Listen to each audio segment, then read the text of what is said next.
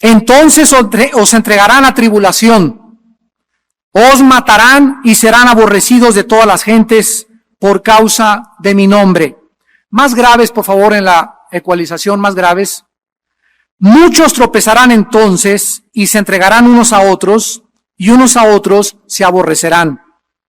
Y muchos falsos profetas se levantarán y engañarán a muchos. Y por haberse multiplicado la maldad, el amor de muchos se enfriará. Mas el que persevere, o la palabra perseverar lo vamos a ver es los que sobrevivan. Los que sobrevivan hasta el final, hasta el fin, estos serán librados o serán los que puedan entrar a vivir al milenio. La salvación no siempre implica salvación de los pecados, como también lo vamos a ver. Y será predicado el evangelio del reino en todo el mundo para testimonio a todas las naciones, y entonces vendrá el fin. Más graves, por favor. Vamos a ver a continuación que Jesucristo está describiendo los eventos que se van a manifestar o se van a ir acomodando conforme vayamos aproximándonos al final de la última época de la iglesia. Pero recordamos que antes de que se desarrollen estos elementos o estos eventos, antes, que es la época que estamos tú y yo viviendo, van a preparar estas circunstancias para que podamos vislumbrar qué tan lejos nos encontramos del final de los eventos del planeta Tierra. Dice en primer lugar Cristo en el versículo 9 que nos van a entregar a tribulación. Número 1. Van a ser muertos muchos cristianos. Los cristianos van a ser odiados o aborrecidos de todas las gentes por causa del nombre de Jesucristo. En ese tiempo de persecución, muchos cristianos van a tropezar. La palabra tropezar en el griego es escandalizo. O sea, habrá escándalos dentro de la iglesia de Jesucristo. Y se entregarán unos a otros, y unos a otros se aborrecerán.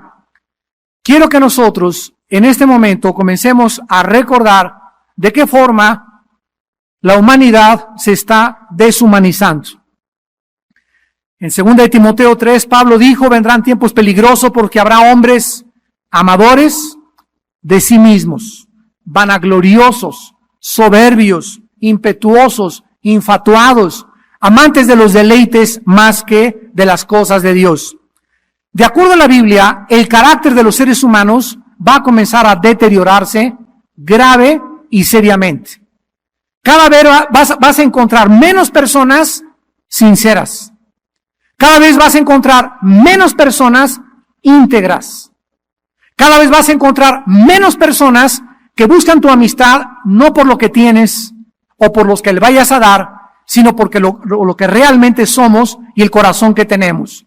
Cada vez habrá personas más convenencieras, más abusivas, más prepotentes, más arbitrariedades, más herejías. El mundo irá de mal en peor. En ninguna parte de la Biblia nos muestra que habrá un avivamiento mundial antes de la venida de Cristo. Todo lo contrario, la apostasía comenzará a reinar. El amor entre los cristianos se va a enfriar. Y todo esto formará parte de la prueba de si tú y yo somos verdaderamente hijos e hijas de Dios.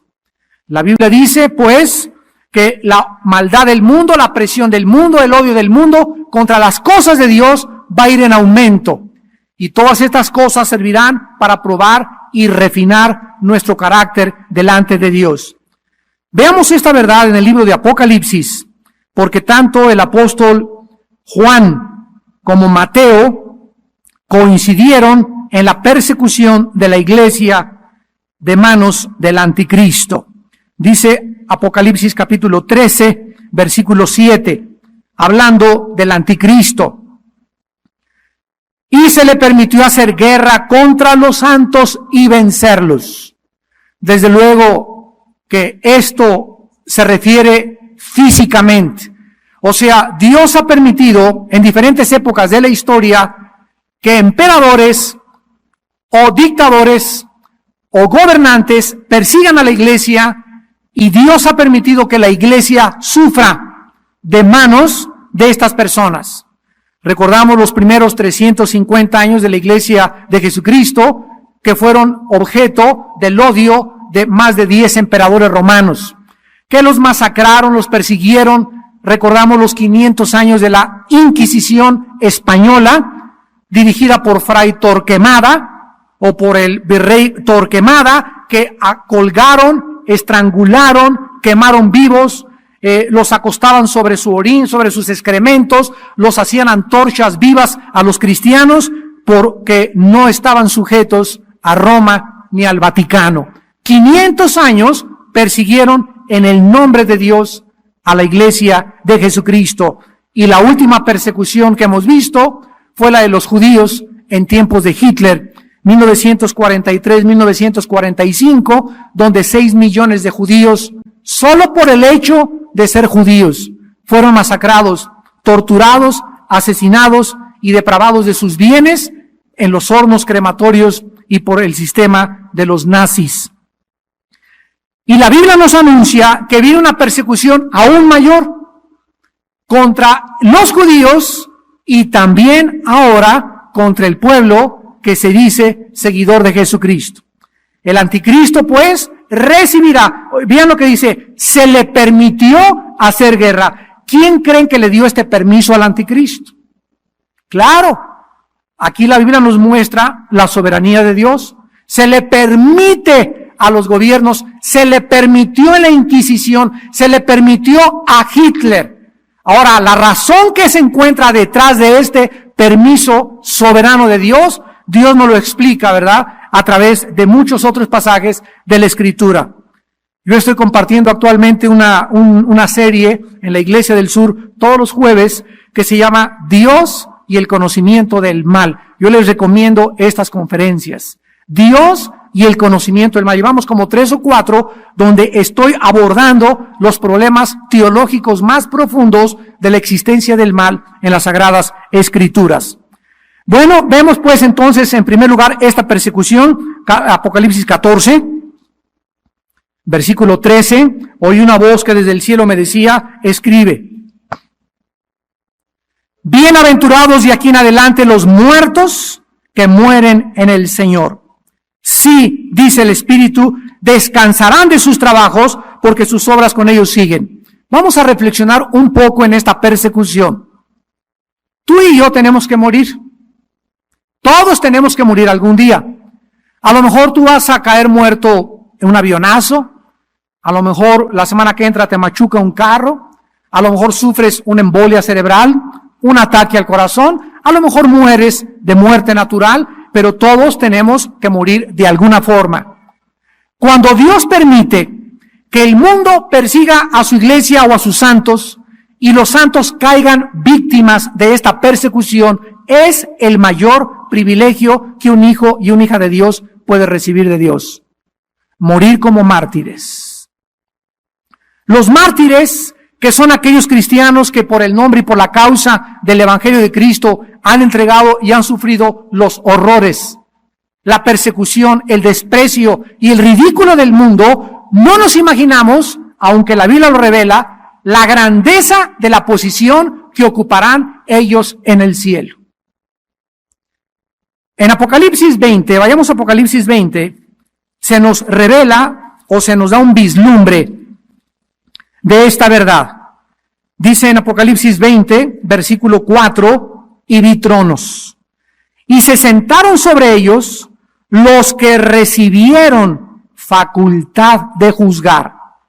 Y vi las almas de los decapitados por causa del testimonio de Jesús y por la palabra de Dios, los que no habían adorado a la bestia ni a la imagen y que no recibieron la marca en sus frentes ni en sus manos, y vivieron y reinaron con Cristo 1000 años. ¿Quiénes son aquellos seres humanos que en el milenio tendrán la mejor posición de autoridad? ¿Quiénes son aquellos que van a tener tronos y sentarse con la facultad de juzgar? Los mártires de Jesús.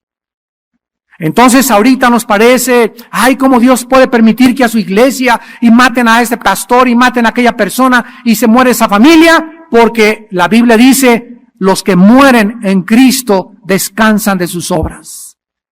Es 1000 veces mejor partir a la otra vida, donde la muerte es la liberación de nuestra alma y de nuestro espíritu, y estar en la presencia de Dios, que seguir en esta vida sufriendo.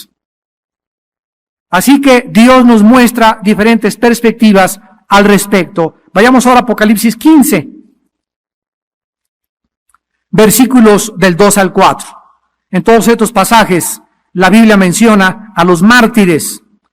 Vi como un mar de vidrio mezclado con fuego, y a los que habían alcanzado la victoria sobre la bestia y su imagen, y su marca y el número de su nombre, en pie sobre el mar de vidrio con las arpas de Dios, y cantan el cántico de Moisés, siervo de Dios, y el cántico del Cordero, diciendo, grandes y maravillosas son tus obras, Señor Dios Todopoderoso. Justos y verdaderos son tus caminos, Rey de los santos. ¿Quién no te temerá, oh Señor, y glorificará tu nombre? Pues solo tú eres santo, por lo cual todas las naciones vendrán y te adorarán, porque tus juicios se han manifestado. Vemos a esta gran compañía de mártires que morirán, que fueron odiados y perseguidos por el anticristo en el cielo, cantándole y reconociendo cósmicamente la justicia y la santidad de Dios. Justos y verdaderos son tus caminos, oh Rey de los santos. ¿Quién no te temerá y quién no podrá inclinarse delante de ti? Esta es la descripción que la Biblia nos muestra de la iglesia de Jesucristo. Ahora retrocedamos al libro de Daniel, escrito 600 años antes de que esto se escribiera. Porque Daniel, en el capítulo 7, es de los primeros profetas que escribieron acerca del levantamiento del cuerno pequeño, como le llama Daniel al anticristo, y de la persecución del pueblo de Dios durante el reinado del último dictador mundial. Dice Daniel capítulo 7, versículo 21, y veía yo que este cuerno hacía guerra contra los santos y los vencía. Lo mismo que escribió Juan 650 años después de Daniel. Se le permitió hacer guerra contra los santos y vencerlos. Daniel capítulo 8, versículo 24. Y su poder, está hablando del anticristo también, se fortalecerá, mas no con fuerza propia, o sea, es Satanás el que le dará el poder al anticristo y la fuerza que tendrá, y causará grandes ruinas y prosperará y hará arbitrariamente y destruirá a los fuertes y al pueblo de los santos. Vemos pues que tanto Daniel como el Señor Jesucristo como el apóstol Juan profetizaron que se acerca el tiempo en la que el mundo adorará al anticristo, se inclinará ante este dictador mundial y el odio del mundo se volverá contra aquellos que siguen la verdad. Si hace 2000 años en una cruz el mundo odió a Cristo y el mundo crucificó a Cristo, ¿qué no harán también con los discípulos de Cristo? En Juan 15 Cristo dijo, si a mí me aborrecieron, a ustedes también los van a aborrecer. Quiero preguntarte antes de pasar al segundo evento, en Mateo 24, ¿estás tú actualmente siendo perseguido o perseguida, ridiculizado o ridiculizada por algún miembro de tu familia o amistades por el hecho de que eres cristiano o de que eres cristiana? ¿Eres objeto de persecución, de burlas y de mentiras y calumnias porque el testimonio que tú tienes es tan fuerte que la gente a tu alrededor rechaza inclusive tu amistad por el hecho de que eres cristiano? Si tú no tienes ninguna persona que te persiga por causa de Cristo, no por las deudas que tienes, y no tienes personas que te aborrecen porque eres cristiano, la Biblia dice que no vives cerca de Dios. Porque dice en 2 Timoteo 3:12, todo el que quiera vivir piadosamente padecerá persecución. Filipenses 1:29, y nos es concedido a nosotros, no solo que creamos en el nombre de Cristo, sino también que padezcamos por su nombre. Regresamos a Mateo, y dice Cristo en segundo lugar, versículo 11, que muchos falsos profetas, Mateo 24:11, se levantarán y engañarán a muchos. Una de las claves para descubrir de qué forma está operando el falso espíritu de profecía actualmente en el mundo es que ahorita hay una corriente fortísima dentro de la iglesia de Cristo, donde cientos o miles de cristianos creen que están siendo guiados por profecías.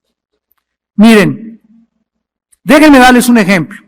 Mi esposa y yo acabamos de regresar de la ciudad de Dallas, Texas. Y en una revista cristiana, esto es un botón de muestra de lo que está pasando en el mundo, en la iglesia de Cristo. En una revista cristiana de iglesias hispánicas en Texas, una de las más famosas revistas, me reservo el nombre de la revista, recorté esta página donde tiene una mano pintada. Tiene una mano pintada esta revista y dice así, activando su fe en Dios. No te la acabas con lo que vas a oír. Y dice así, el pastor fulano de tal quiere que ponga usted su mano sobre esta mano. Y atrás vienen las instrucciones de la mano. Número 1, ponga su mano sobre el dibujo de la mano de este pastor, y aquí viene el nombre del pastor, y haga un punto de contacto con la mano. Número 2, escriba su petición sobre el espacio abajo indicado. Aquí atrás hay un cuadrito que dice, mi petición. Número 3, sea parte de la visión de seguir predicando el evangelio y envíe esta carta junto con la mano recortada al pastor, el cual orará por su petición, le regresará la mano ungida con aceite de la unción. Número 5, se le devolverá a vuelta de correo esta misma carta junto con un pañuelo ungido. Y crea ya que Dios ha hecho el milagro. Cuando recibe el milagro, llámenos y haga su pacto, y te ponen aquí 20, 50, 100, 200, 300, 500 o $1,000 de ofrenda. Esto es lo que está pasando en la iglesia de Jesucristo. Y los cristianos mandan sus ofrendas, se creen estas cosas. Ayer veníamos en la carretera, mi esposa y yo, oyendo el radio, una estación cristiana. Ahí les encargo todo lo que decía. Escuchen lo que decía el pastor. Si tienes dolor de muelas, dolor de garganta, dolor de oídos, dolor de riñones, dolor de estómago, dolor de panza, dolor de esófago, dolor, arritmias cardíacas, bueno, hagan de cuenta un merolico de tepito. Yo oro por ti y fuera en el nombre de Jesús sea sanado para la gloria de Dios, aleluya, y bla, bla, bla, bla, bla. Y veníamos mi esposa y yo tan entristecidos de estos merolicos falsos profetas y la gente mandándole su dinero. Me reservo también el nombre de esta persona. Que Dios tenga misericordia de él si me escucha algún día. Esto es hacer un comercio del evangelio de Cristo. Pero el amor se va a enfriar. Los cristianos van a seguir siendo engañados. Ya están los babotas enviando dinero y creyendo que son sanados por tantas cosas. Imagínate nada más que este hombre está haciendo de Dios su siervo. Si tienes hasta dolores de callos, eres sanado. Manda tu papel y ungido con el aceite de la unción. ¿Cuál unción? Si ya no existe esta unción, la unción es el Espíritu entre nosotros. Que no me manden pañuelitos ungidos y diciéndome cosas con punto de contacto, porque mi punto de contacto es Jesús.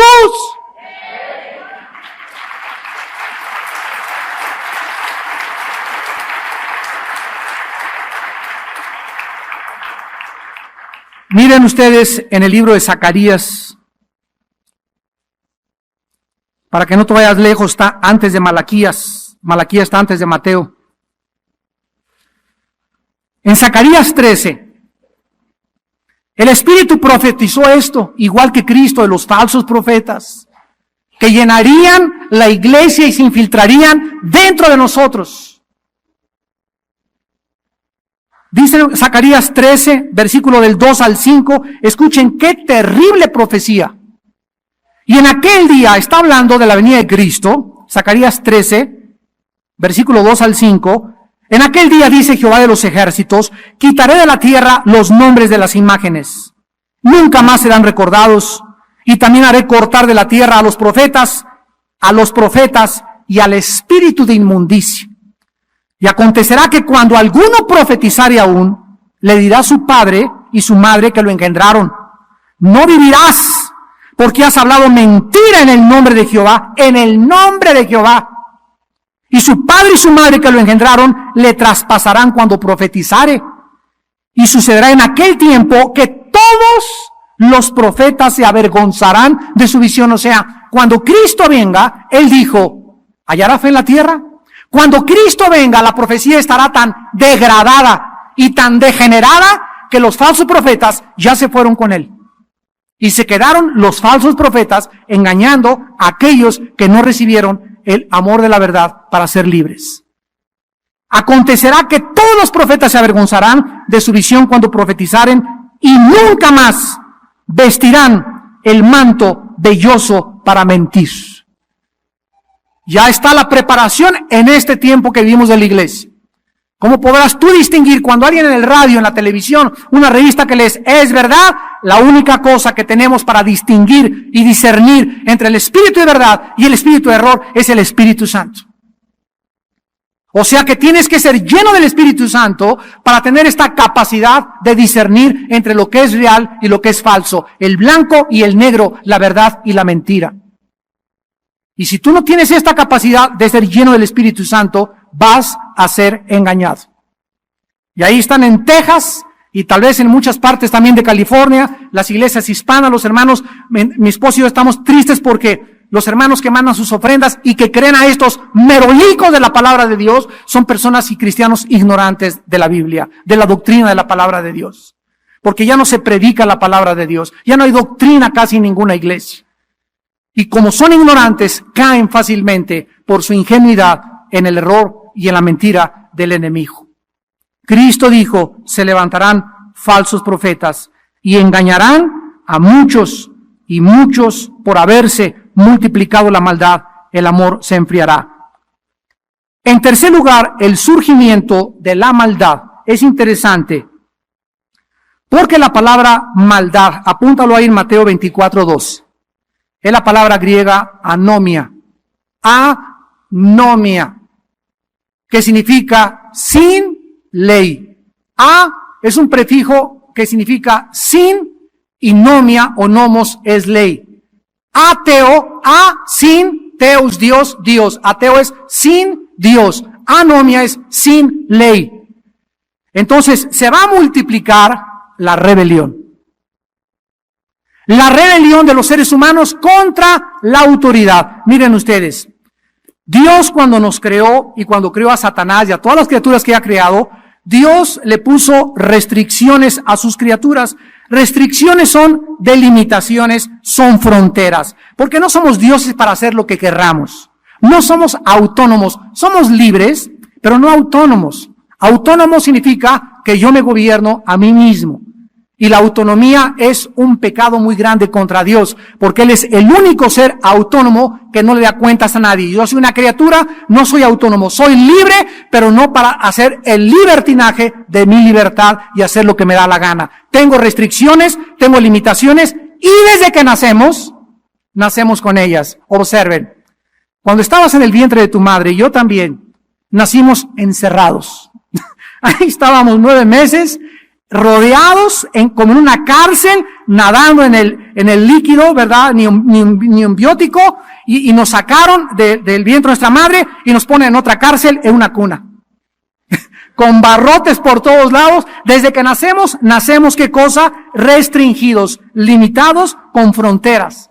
Creces y no hagas esto, no te metas los dedos a la nariz, come bien, no agarres el tenedor, y continuamente estamos siendo ordenados, corregidos, exhortados, hasta que llegamos a una edad de 18, 19 años, que si en esa edad de 18, 19 años, tú no aceptaste la autoridad de tus padres y de tus maestros, entonces sufrirás por tu rebelión.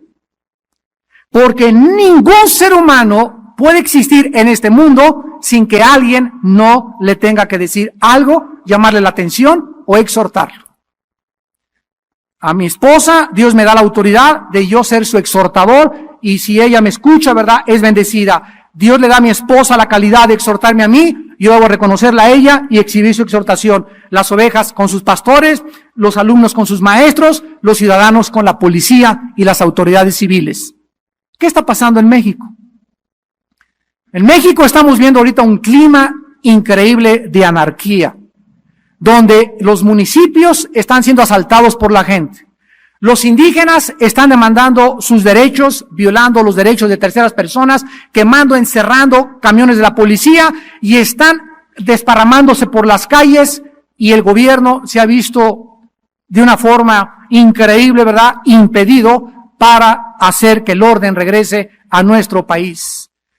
Cuando el gobierno, cuando la policía no actúa y no se impiden este tipo de manifestaciones, donde tú puedes manifestarse, pero si tú rompes el orden de tu manifestación, pierdes tu derecho de manifestarte, entonces viene la anarquía. Es el espíritu anomia, el espíritu contra la ley, y está creciendo en el mundo.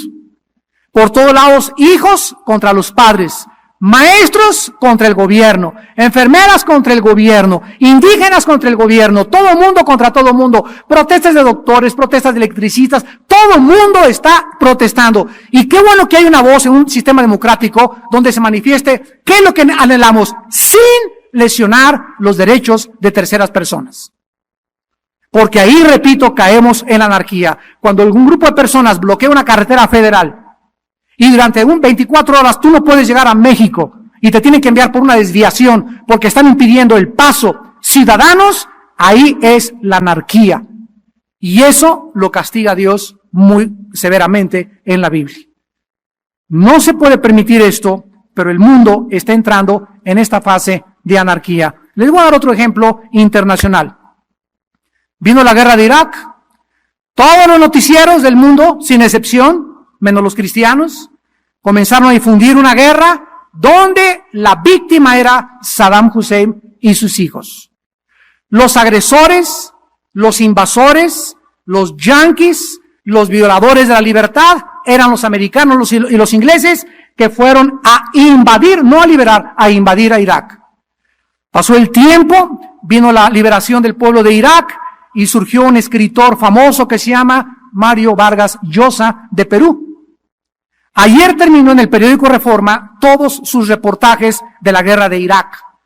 Y durante todo este tiempo, como no encontraron armas de destrucción masiva, porque era lo que el mundo quería que encontraran, atacaron y siguen atacando y dándole duro a Estados Unidos, a Inglaterra, a Australia y los países que se manifestaron acordes a esta liberación del pueblo de Irak, porque no les interesaba a los iraquíes, les importaba encontrar las armas. Este escritor, Mario Vargas Llosa, peruano, famoso, premio Nobel de Literatura, sacó 7 reportajes en el periódico Reforma, ayer fue el último, donde narra las atrocidades y los crímenes que hizo Saddam Hussein con su pueblo. Escucha, dice Mario Vargas Llosa que Hussein mató más personas que José Stalin en Rusia. Se calcula que fueron más de 7 millones de iraquíes los que murieron desde 1988 al 2003 de manos del régimen del partido Baath de Saddam Hussein. Narra los campos que han encontrado con miles y miles de cadáveres y los sobrevivientes, lo que le contaron a las Naciones Unidas, los testimonios, y este escritor no es cristiano. Pero para que el mundo cobre conciencia, ¿qué importa que hayan encontrado o no hayan encontrado? Los angelitos de Hussein, gracias a Dios que quién sabe dónde están ahorita, ya los mataron, ¿verdad? Uday y Usay, los hijos de Hussein, violaban a las niñas menores de 11 y 10 años de edad. Era su hobby. Y llegaban a un partido de fútbol o llegaban a una fiesta y les gustaba una niña, no jóvenes, niñas. Así de depravados y degenerados eran. Y mandaban a sus secuaces, los guardianes, guardaespaldas, a que trajeran a la niña, y si los papás les impedían que se llevaran a la niña, mataban a toda la familia. Por eso llegaron los americanos, llegaron los ingleses y los australianos ahí a Irak y estaban todos aterrorizados. No, patroncito, Hussein es el patrón. ¿Por qué? Porque estaban controlados por el temor. Nadie quería hablar ni decir la verdad.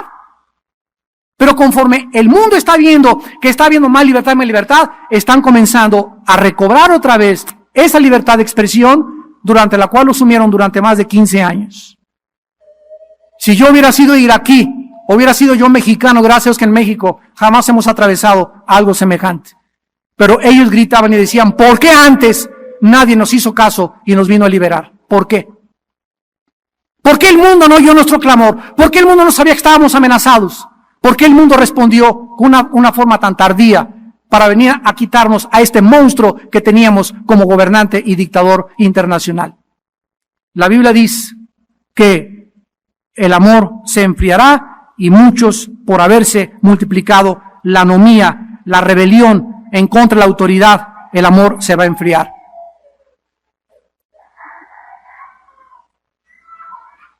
En tercer lugar, en 2 de Tesalonicenses capítulo 2, el apóstol Pablo describe por qué esta maldad, o explica por qué esta maldad se va a manifestar. Ustedes saben que actualmente, si Dios quitara el Espíritu Santo o la iglesia de Jesucristo del mundo, la maldad se desbordaría como un dique que está conteniendo miles de toneladas de agua e inundaría totalmente el mundo completo. Esto sucedió en los tiempos del diluvio universal. La maldad era tan grande en tiempos del diluvio que nada más 8 personas, Noé, su esposa, sus 3 hijos y las esposas de sus hijos sobrevivieron al diluvio. Esta época, Cristo dijo que como en los tiempos de Noé, sería su segunda venida.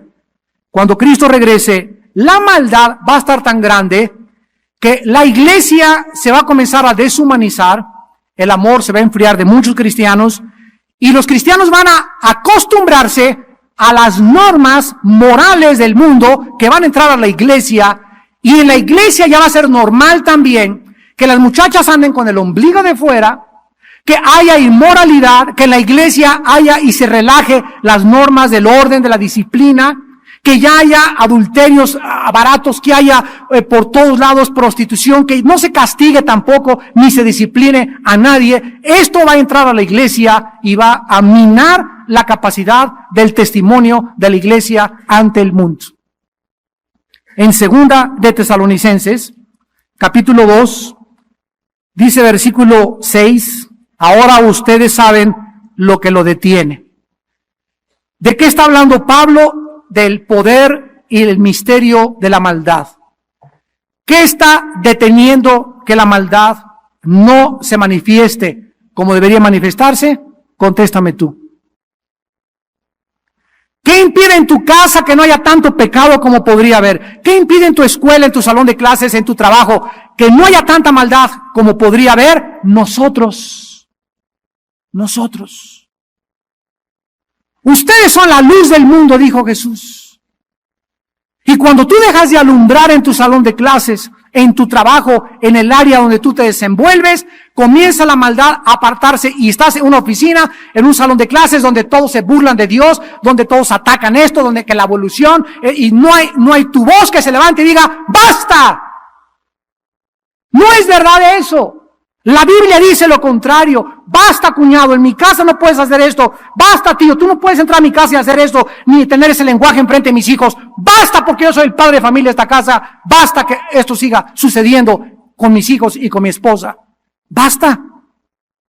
Pero cuando, no tengo miedo de mi tío, y tengo miedo de mi cuñado, y tengo miedo de mi pariente, y tengo miedo de mi suegro, etcétera, etcétera, y dejas que entre esa maldad, y que a tus hijos les enseñen groserías, y que les permitan ver vacaciones o películas incoherentes, y que les comiencen a enseñar filosofías o doctrinas ajenas a la Biblia, y tú no hagas nada, te has vendido. Has comprometido tus convicciones. Estás prostituyendo tu llamado. Y no estás viviendo de la forma como Cristo nos invitó a vivir. Dice la Biblia en Filipenses, porque estoy puesto para la defensa del Evangelio, dijo Pablo. En 1 de Pedro 3, el apóstol Pedro escribió, cada uno de vosotros presente defensa con humildad y mansedumbre de la esperanza de vuestros corazones. Si nosotros no estamos alumbrando, si nosotros no estamos deteniendo la maldad, si nosotros no somos una voz en Tlalnepantla, en el Estado de México, en la Cámara de Diputados, en el mundo, entonces ¿quién va a decirles qué es verdad y qué es mentira? ¿Quién les va a decir, este es el camino, anden por él? ¿Quién les va a decir, eso no es verdad, esto es verdad? ¿Quién puede hablar de absolutos cuando es un mundo relativista? Somos nosotros. Dice Pablo, ustedes saben lo que lo detiene, a fin de que a su debido tiempo se manifieste. Porque ya está en acción el misterio de la iniquidad. Solo que hay quien al presente, otra vez, ¿qué cosa? ¿Qué cosa? Actualmente la maldad está siendo detenida por fuerzas invisibles que emanan de la iglesia de Jesucristo. Y nosotros estamos de alguna forma con nuestro testimonio, nuestras conferencias en la televisión, en el radio, la forma como tú vives en tu trabajo, la forma como te expresas, la opinión que damos a nuestros maestros, la forma como intervenimos en la política, en todas las áreas estamos de alguna forma diciéndole a la gente, ese mundo en el que ustedes viven no es el mundo real, hay otro mundo, hay un hombre que murió en una cruz y dio su vida por nosotros y tú tienes que arrepentirte, creer en él y él puede cambiar tu manera de vivir y la de tu familia también. Tenemos que decirle al mundo que hay verdades absolutas, que no es verdad que todo sea un relativismo, ni un secularismo, ni un hedonismo, sino que hay verdades absolutas, no cambiables, no negociables, que es lo que significa absoluto, que no puede estar sujeto a negociación ni a cambio alguno. Y dice el versículo 8, y entonces se manifestará aquel inicuo a quien el Señor matará con el espíritu de su boca. O sea que cuando se desborde la persecución y se desborde la maldad en el mundo, nosotros somos sacados cuando comienza la ira de Dios de este mundo. Y la ira de Dios caerá sobre un mundo que rechazó el conocimiento de la verdad. Y aquí lo dice el versículo 10 de segunda de Tesalonicenses capítulo 2. Y con todo engaño de iniquidad para los que se pierden, por cuanto no recibieron el amor de la verdad para ser salvos. Por esto Dios les envía un poder engañoso para que crean la mentira, a fin de que sean condenados todos los que no creyeron a la verdad, sino que se complacieron en la injusticia. Para terminar, así opera Dios. Dios te habla y te dice, yo soy Dios, existo, soy real y quiero darte evidencias y señales como en la carretera, que tú puedes seguir las señales que te pueden llevar a mí. Si tú quieres seguir esas señales, vas a llegar a mí. La más grande señal es mi Hijo Jesucristo. Sigue a Cristo y Él es el camino hacia mí. La Biblia es otra señal. Estudia y sigue la Biblia y la Biblia te dirigirá hacia mí también. Y tú puedes ver en la creación, el testimonio de la creación, que no puede haber algo que haya sido hecho por accidente. Tiene que haber un comienzo, un inicio de todo lo que existe. Es una señal grandísima de que yo también existo. Pero tú tienes una opción de no creer esto. Y decir, me niego a creer en ti, no hay ningún problema.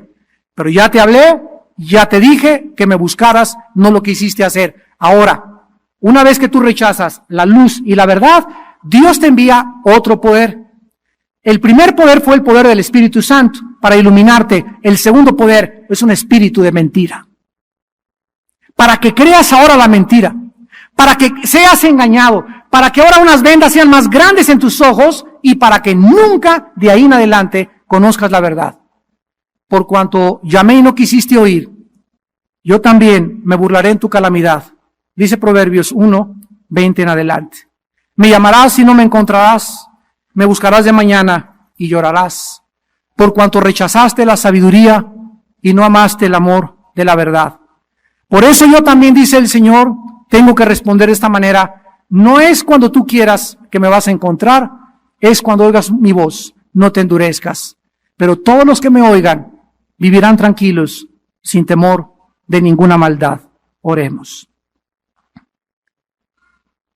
Señor, te damos las gracias por continuar alumbrando nuestra vida, mostrándonos el camino, anticipándonos los eventos finales que sucederán en este planeta. Te damos gracias porque lo haces por tu misericordia, porque has tenido misericordia de nosotros, y tú no quieres que tu pueblo viva en tinieblas. Tú no quieres que tu pueblo sea engañado. Tú no quieres que tu pueblo viva de falsas profecías, sino teniendo la luz de la Biblia, que es la palabra profética más segura. No dejes que nadie te diga, el Señor me dice que hagas esto o que hagas aquello. Guíate por la Biblia.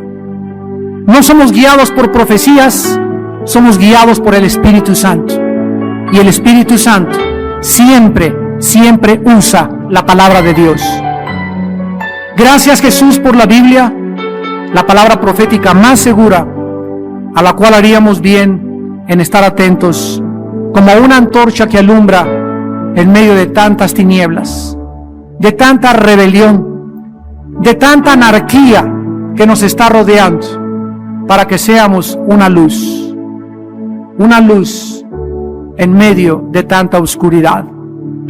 El que persevere hasta el fin, el que sobreviva la presión, el que sobreviva el ridículo, la burla y la persecución del mundo, ese sobrevivirá. Ese pasará a reinar conmigo al milenio. Ellos son aquellas personas que por causa de su testimonio vencieron al maligno. En esta mañana Dios te ofrece la cruz de su Hijo Jesucristo. Y en esa cruz Dios dice en la Biblia que Él pagó por tus pecados, que murió y fue enterrado y resucitó a los 3 días.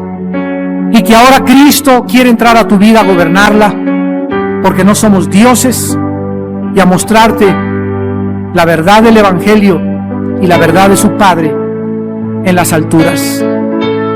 ¿Qué tengo que hacer? Me preguntarás esta tarde para caminar con Dios, para cambiar mi vida, para poder tener esa luz y caminar en la verdad. La Biblia dice que en primer lugar te arrepientas de tus pecados. Arrepiéntete. Reconoce que has vivido equivocadamente, que tu vida es una vida superficial, una vida vana, una vida centrada en tu ego, en tu persona y no en la persona de Jesús. En segundo lugar, cree sencillamente que Jesús es el Hijo de Dios, que pagó por ti en una cruz, que murió y resucitó a los 3 días y que dio su sangre para limpiarnos de nuestros pecados. Y en tercer lugar, recíbele en tu corazón como tu Señor y como tu Salvador, diciéndole estas palabras. Ahí desde tu lugar, dile en tu corazón: Señor mío, te pido perdón por mi vida, por mi terquedad, mi rebelión, mi ingratitud a todo lo que tú has hecho conmigo. Te pido perdón por mis pecados y te doy gracias porque yo nunca hubiera podido pagarlos con ninguna buena obra que hubiera podido hacer. Gracias porque me los perdonas, tampoco porque yo sea una persona buena, porque no lo soy, sino por causa de la sangre de tu Hijo Jesucristo. Señor Jesús, gracias por morir en mi lugar. Gracias por darme tu justicia en este momento y por darme la vida cuando yo merecía la muerte eterna. Te pido que entres a mi vida como mi Señor y te doy las gracias por tu vida y resurrección en tu nombre precioso, Señor Jesús. Amén. Antes de despedirnos, nos gustaría a todos ustedes que hicieron esta oración conocerlos. Jesús dijo: el que me confiese delante de los hombres, yo le confesaré delante del Padre. Todas las personas que Cristo llamó en la Biblia las llamó públicamente.